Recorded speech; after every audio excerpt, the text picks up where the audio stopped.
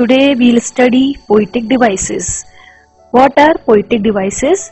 Poetic devices are a form of literary device used in poetry to enhance a poem's meaning or intensity, a mood or feeling.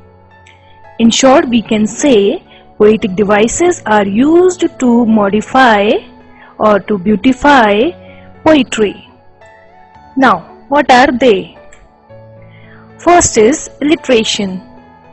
Alliteration consists in the repetition of the same sound or syllable at the beginning of two or more words. For example, Peter Piper picked a peck of pickled peppers. Here you can see this P sound, this consonant sound has been repeated many times. Peter Piper picked a peck of pickled peppers. So here it is alliteration. Next is assonance. Assonance is the repetition of the vowel sound across words within the lines of the poem, creating internal rhymes. For example,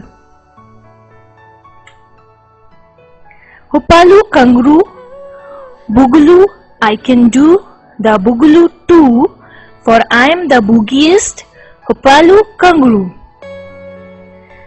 Here, you just see this stanza. In this one vowel sound has been repeated many times. In this one, and in second one, Kangaroo, Boogaloo, I can do, Boogaloo too, Kangaroo.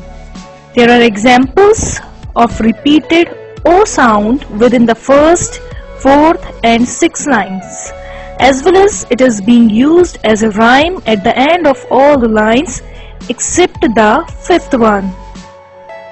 So this is assonance. When there is repetition of vowel sounds, so there is assonance. Next is imagery.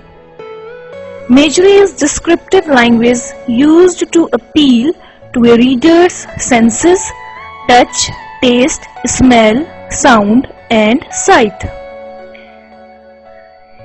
Imagery in a literary or poetic sense is the author's use of description and vivid language, deepening the reader's understanding of the work by appealing to the senses.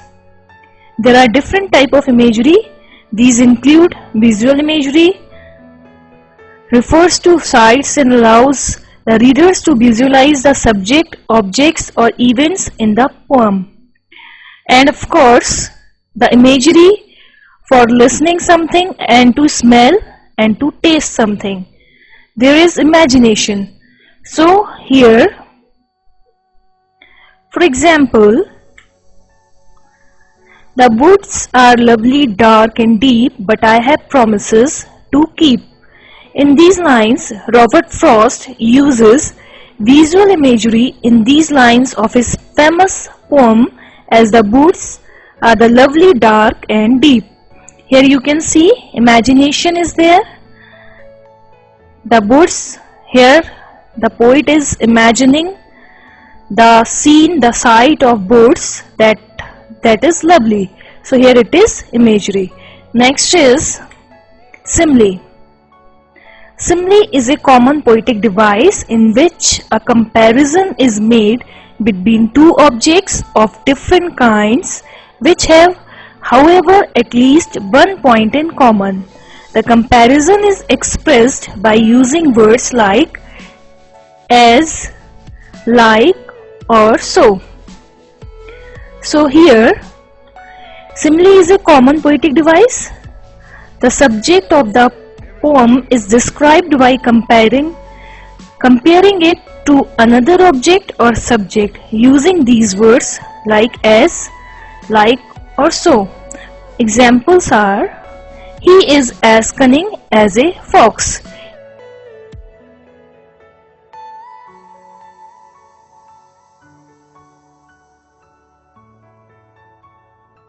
So here there is comparison of this person with a fox. This word, if there is this word, you will understand that there is simile. Our soldiers are as brave as lions. Here soldiers are being compared with the lions. I wandered lonely as a cloud that floats on high o'er vales and hills. This extract I have taken, in fact these three lines I have taken from the Daffodils by William Wordsworth. The poet is comparing himself as a free cloud that floats alone in a blue sky above valleys and the mountains.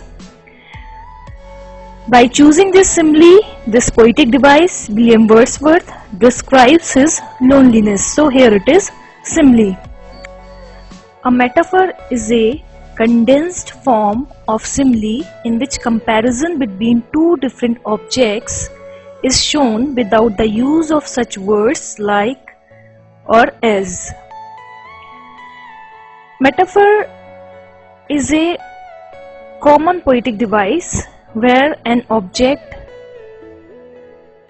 in or the subject of a poem is described as being the same as another, otherwise unrelated object. For example, the camel is the ship of the desert. Here in this example you can see that there is comparison without such words like as, so and as. We say camel is the ship of desert instead of camel is like a ship of desert. So here we can see that there is comparison without using as or like. So this is metaphor. When there is comparison without using such words like, as, like, so there will be metaphor. Next is personification. In personification, inanimate objects and abstract notions are spoken of as having life or intelligence. Here it means personification is a poetic device where animals, plants or even inanimate objects are given human qualities. For example, opportunity knocks at the door but once. This is the example of personification. In this example, you can see that opportunity is used as a human being, and when opportunity knocks, it does its work only once. So here this apostrophe notion is used as a human being. So here it is personification. Next is hyperbole. In hyperbole, a statement is made emphatic by overstatement. For example, I am so tired I can sleep for 1,000,000 years. In this hyperbole, you can understand in this example, it is written that the person is so much tired that he can sleep for 1,000,000 years, but it's not true. A person can't sleep for many years, so here this statement is told to you in a greater manner than reality. In this figure, in this poetic device, everything is presented as greater or less than they really are. So there will be hyperbole. Next is irony. Irony is a mode of speech in which the real meaning is exactly the opposite of that which is literally conveyed. Here you can see verbal irony takes place when the speaker says something in sharp contrast to his or her actual meaning. The speaker often makes a statement that seems very direct, yet indicates that the opposite is in fact true. For example, This dialogue I have taken from Julius Caesar, written by William Shakespeare, one of my favorite poet dramatist. So in this one, Mark Antony says, but Brutus says he was ambitious and Brutus is an honorable man. This example I have taken from the novel Julius Caesar. In this quote from Julius Caesar, Mark Antony is seemingly praising Brutus after the assassination, after his murder, after murder of Julius Caesar. However, this example of irony is one of verbal irony, since Mark Antony is in fact implying that Brutus is neither ambitious nor honorable. Here he is telling opposite, that he was ambitious and he was honorable. So this is the example of irony. Thank you so much.